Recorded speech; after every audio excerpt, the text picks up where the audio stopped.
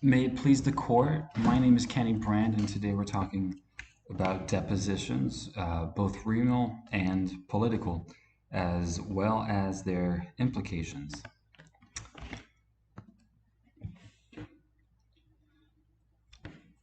So in his book, The Prince, Machiavelli gives us a blueprint for how to obtain and retain power. It's a short book, but the gist of it is that prowess is more rewarding than luck. A clever prince has a strong foundation on which to build his rule, and a prince relying on fickle fortune will find himself deposed.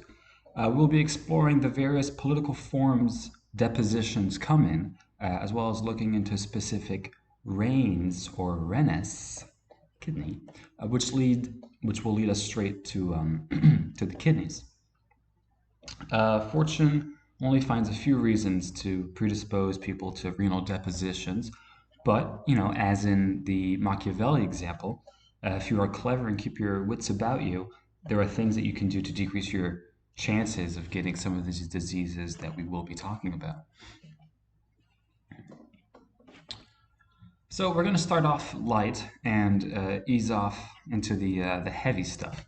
Light chain disease leads to the deposition of filtered monoclonal immunoglobulin light chains, because you have to remember that you have heavy and light chains in your immunoglobulins.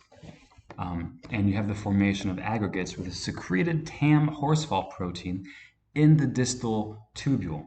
Now, this TAM horsefall protein is normal, as it is a glycoprotein produced exclusively by renal tubular epithelial cells within the distal loop of Henle. Right here, you've got some of these casts that we're going to be talking about, and that's right here. And then obviously here you have your immunoglobulins with the distal loop of Henle here and stuff. All right. So like I was saying, TAM horsefall protein is normal. It's normally secreted. But what is not normal is the complex of this protein with the light chains, which form casts and obstructs tubular flow. Here are the casts that you can see kind of right here. It's very nice. It's very pretty. You can't miss it. It's high yield on step one, but I would assume most people watching this are not have already taken step one. So you can also get non-flow related issues associated with light chain and light chain deposition. Obviously here, if it deposits into the tubules, you got problems with flow because it obstructs the tubules. But you can get issues with light chains and some renal tubular acidoses, specifically type 2 bicarbonate issues, and Fanconi syndrome, which of course can be generalized to just a proximal renal tubular disorder. A high protein in a spot urine specimen, a negative dipstick, are highly suggestive that the urine contains this Bence-Jones protein. Of course, Bence-Jones protein being a crystallized form of light chains. TAM horsefall protein is, as I was saying, a normal protein excreted by renal tubules, and the complex that blocks the tubules is a mix of the protein with the light chains. If you suspect this, you should send serum and urine for protein electrophoresis and immunofixation for the detection and identification of potential monoclonal bands. And for treatment, you obviously have to treat the underlying cause. Plasmapheresis is of limited use here. And this is, Avignon, the south of France. And, pictured there's the bridge, from that famous song. The Avignon Papacy was a 70-year whirlwind of events. You can read this, where a feud between the King of France and the Pope led to the Pope's death, and his eventual replacements were all French, who did not care about Rome and ruled from Avignon, France. By the end of this thing in the 15th century, the power of the papacy had greatly fallen. The Crusades were over, and it would be the France and England show for the next several hundred years until, of course, the United States would righteously take over. All in all, it was a rather light affair and nothing too heavy, so very fitting for light chain disease. This is just a quiz question. It doesn't really matter. The answer is none of these things is the TAM horsefall protein. It's a trick question. All right. Next up, amyloidosis in the 2022 Congo coup d'etat. So this is the great imitator, amyloidosis, amyloid.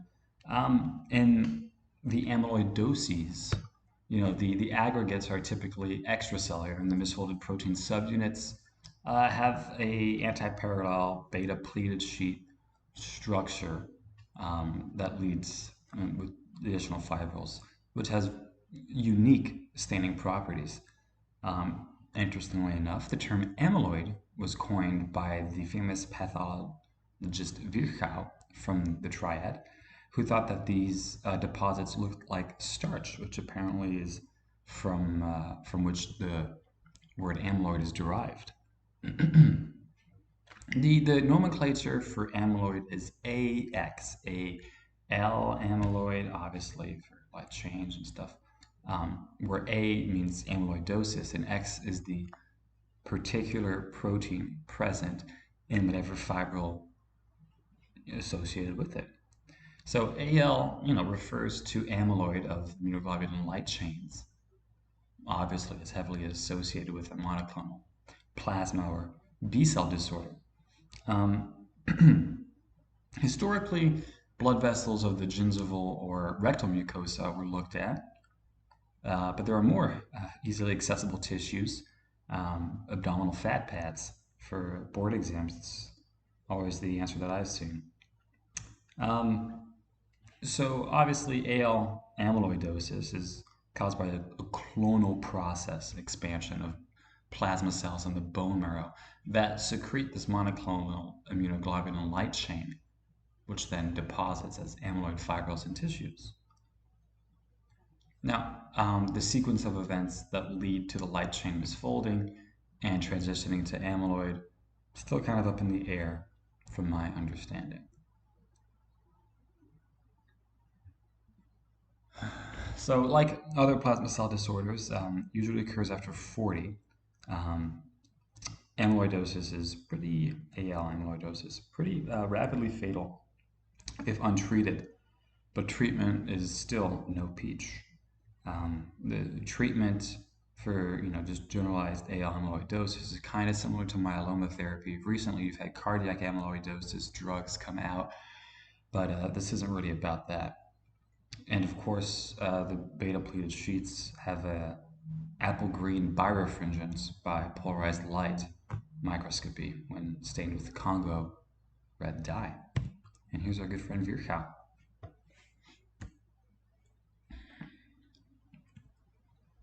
So, in conjunction with amyloid being the great imitator, we have our human example as the democratically elected leader of the Democratic Republic of the Congo. Our friend Felix here staged a fake coup d'etat that no one knew about in February 2022. After telling reporters he was leaving a major African summit, he then explained that the coup had been stopped, and this was, of course, without naming who was behind it all, only that it was now resolved, and he had done a great job. Unsurprisingly, in the next elections, he will win with 103% of the votes. So, here we have amyloidosis, or AL, versus light chain disease. So, you can have light chain disease with amyloid. You can have amyloid without light chain disease, since amyloid and light chains are two completely different things. The fibrils in AL are derived from the variable region fragment, usually more lambda than the kappa light chains. And here's kind of the kicker. Immunofluorescence is usually only weakly positive for the anti-kappa and lambda light chains because it's missing the core fragment, and that's what's usually getting stained. These deposits are fibrillary and bind Congo red.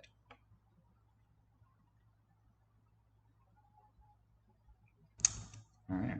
The deposits in light chain disease are almost always composed of kappa light chains, and these things are granular, not fibrillar, and do not bind Congo red. The constant region is usually deposited, and so it stains wonderfully for light chains. All right, that's an important little distinction there. In the kidney, light chain disease deposits in the tubular basement membranes in the Bowman's capsule more than it does the glomeruli. And as with, AL, light chain disease is associated with myeloma or other conditions like lymphomas or Waldenstrom's macroglobulinemia. Um, the clinical presentation does vary depending on the site of the deposition. Patients with predominant glomerular deposition can present with a nephrotic syndrome, kind of like you'd see in AL, while those with usually tubular depositions may just have renal insufficiency and proteinuria.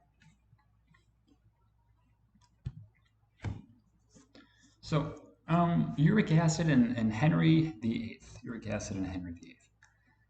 Uric acid nephropathy. And of course we'll talk about birefringence a little bit later. But uric acid nephropathy is characterized by an oliguric or sometimes anuric kidney failure because of uric acid precipitation in the distal tubules and the collecting ducts, usually often due to overproduction and overexcretion of uric acid. And one of the big reasons you can have that has to do with rapid cell turnover and implying death that you can see in things like lymphomas, leukemias, myeloproliferative diseases. Typically, this occurs after chemotherapy because you have cell lysis, and as the nucleic acids are released during lysis of the cell, these things are converted to uric acid. You can kind of see this whole thing right here. You can also get it because of seizures or something, or extraordinary muscle catabolism. It's not particularly common.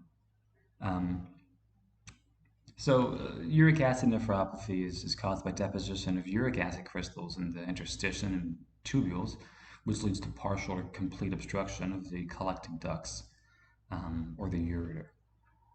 It's usually bilateral, and so of course this gets complicated by acute kidney failure. If you kind of remember your whole hydronephrosis thing, unilateral hydronephrosis usually won't cause kidney failure because the other one's able to do the rest of the work. But in the cases of uric acid deposition where it's bilateral, it can't compensate. So one of the important strategies to prevent uric acid nephropathy has to do with intensive IV volume expansion, and if you have to use things like resburicase to convert urate to allantoin, which is water soluble. Less of a role are things like allopurinol in the case of tumor lysis syndrome, the idea being that allopurinol prevents xanthine from going to uric acid. It doesn't get rid of uric acid. It just stops this. So if you already have a bunch of uric acid, giving allopurinol doesn't really do anything in the sense of getting rid of uric acid. So that's why you give resburicase. Uric acid crystals are said to be negatively birefringent. And birefringence refers to the optical property of material, or property of a material, and its ability to have light refract in different directions depending on its orientation. And I guess I'm not going to talk about things like ordinary ways, but the idea here is you can see things kind of rotate here. If an object rotates a plane of polarized light 90 degrees in a clockwise direction, it has positive birefringence. If it's counterclockwise, it has a negative birefringence. Very interesting.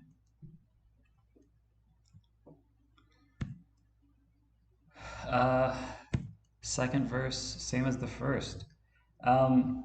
You will probably notice the writing of this heretical German here to be the 95 Theses, most famously associated with the sale of indulgences, with which Martin Luther, and I guess myself, were particularly displeased. Interestingly enough, and Henry VIII pictured here, showed up Protestantism was a pretty small minority in England, by the beginning of his reign. But Protestants would end up becoming his most vocal supporters when he renounced papal authority after being denied his divorce from Anne Boleyn of Catherine was divorced for Anne Boleyn of Catherine of Aragon. And yes, it's that very same Catherine of Aragon, the daughter of Isabel and Ferdinand of Spain, the very same Isabel and Ferdinand of Spain, the ones who had engaged Christopher Columbus, that Christopher Columbus to find a route to Asia. Although his conversion or his the deposition of the papal authority in England was a political maneuver more than a religious one, by the time his daughter Elizabeth was born, of his marriage with Anne Boleyn, um, Henry had separated from the Catholic Church, and of course, by that point, he had beheaded Anne Boleyn. So, pretty cool deposition. Henry VIII was apparently a very bright fellow. He wrote music, among other things. Greensleeves and Pastime with Good Company, if you know what I mean, are his two most famous compositions. The former more famous than the latter, but I like to think both of them are probably not his because they're just too good. And I recommend listening to the King Singers version of Pastime with Good Company. I think it's very good. There are a lot of very good ones. And another quick question here. You have someone can read this. Essentially, it's tumor lysis syndrome. What do you do? Initial treatment's probably going to be with IV fluids and raspberry case. There's no reason to remove someone's kidneys. Allopurinol, we already talked about, doesn't really have an effect in getting rid of uric acid, just preventing its creation. And there's no real point in asking for his reticulocyte count unless you're working up some sort of anemia for some reason, but that's nothing to do with this question. But there's no doubt he might have an anemia of inflammation. Or if his kidneys are wrecked, he could have problems with EPO production causing decrease in blood. You can see the Shakespeare-themed talk about that. A pound of flesh. Calcium oxalate stones and the year of the 5 emperors. I really like this one. Calcium oxalate stones are notable in Crohn's disease. And those 5 emperors were a bunch of cronies. The most frequent cause of calcium oxalate crystal deposition within the kidney has to do with hyperoxaluria. Most stones, it's one of stones, are oxalate. And a lot of people, there's no real underlying cause that's identified why they have calcium oxalate stones.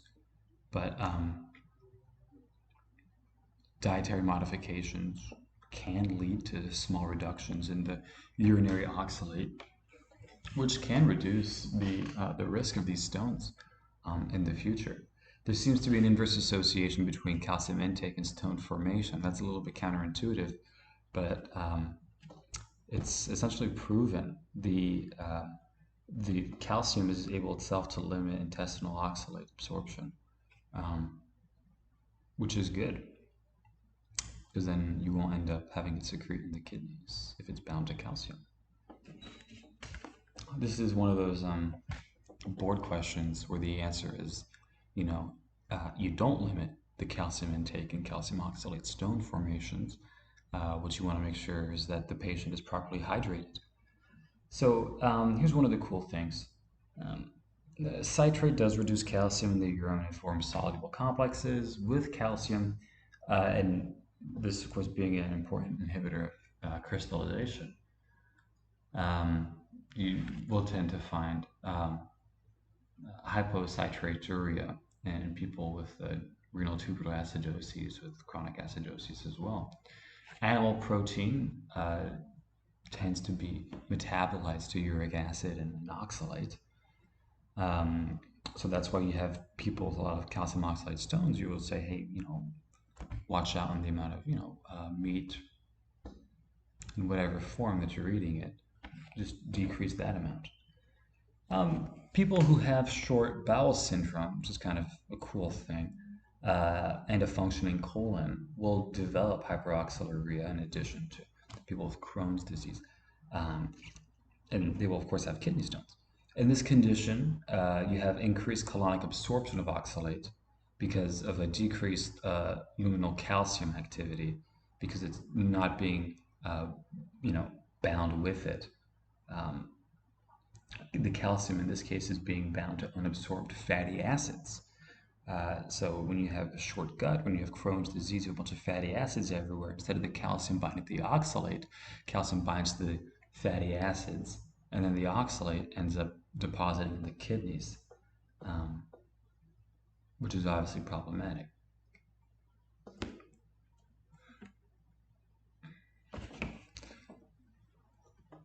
So here we have 5 emperors: Pertinax, Didius Julianus, Pescennius Niger, Clodius Albinus, and Septimius Severus in gold, or should I say fool's gold.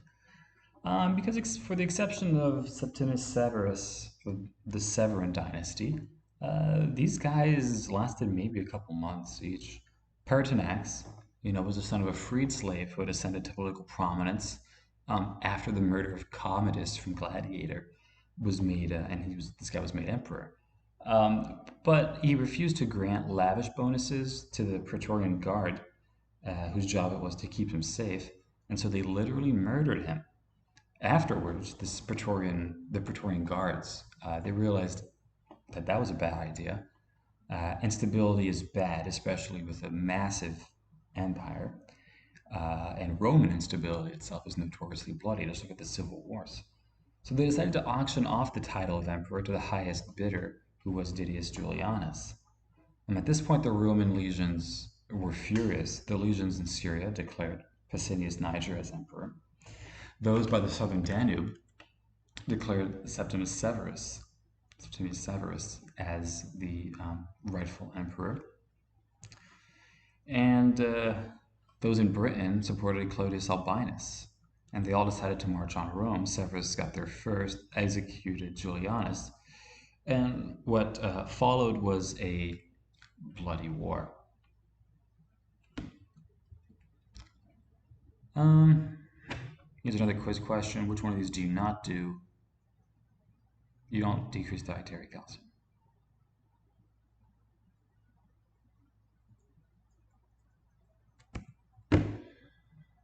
So, atypical hemolytic uremic syndrome and the Cataline conspiracy. You think it's the first hemolytic uremic syndrome, but it's not, and it's just fake news. Just like how we all talk about the second Cataline conspiracy, not the first one. And here we're not talking about the first hemolytic uremic syndrome that comes to our mind, but the second one.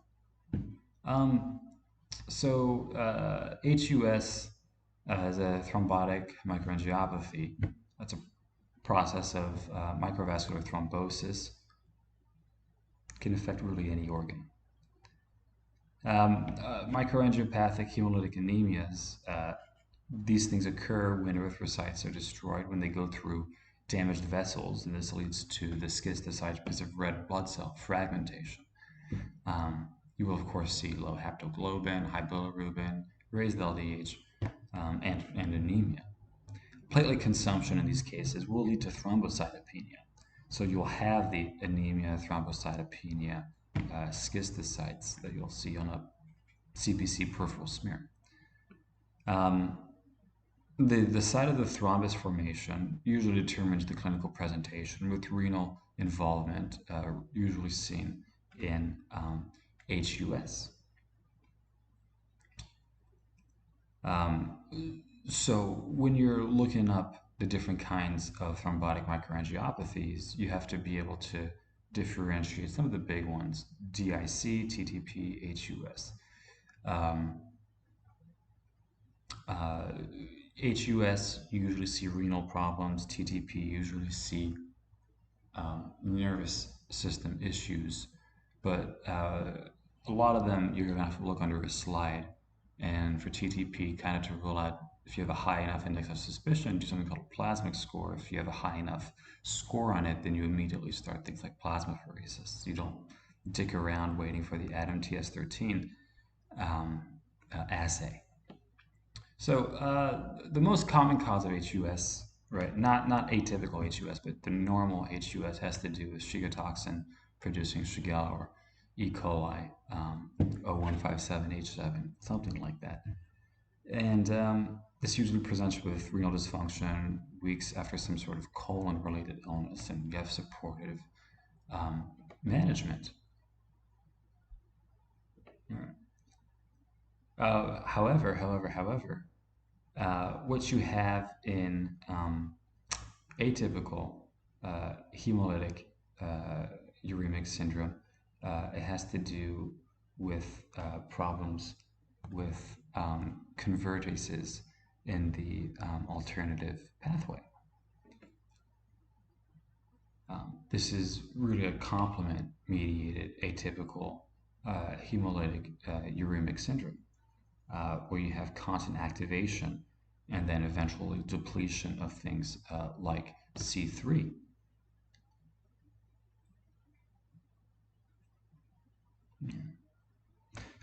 One of the big things here is that you have this decrease because of antibodies, and these are usually just something that develops.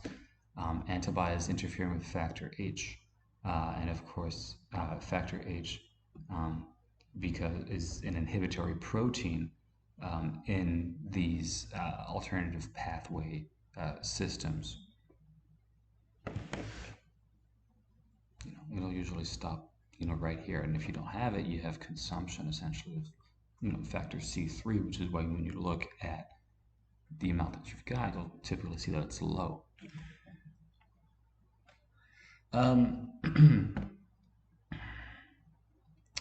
One of the things that people used to do for atypical hemolytic uremic syndrome was plasma exchange. And it had moderate success. It was kind of 50-50. But now with the anti-complement drug eculizumab, you have that as an option. In people who have atypical HUS and they aren't treated, what you end up having is C3 deposition in the glomerular capillary walls. You will also have mesangial hypercellularity, which you kind of see here, and peripheral capillary looping, thickening and contouring of the glomerular basement membrane, which we've kind of outlined here.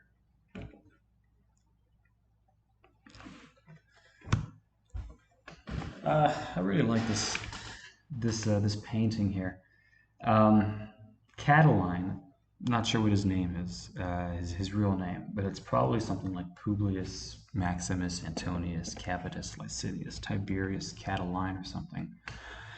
But here he is right here in the corner of this wonderful Cesare Maccari painting, and this gentleman, Cataline, was passed over for consulship in 64 BC and was not pleased.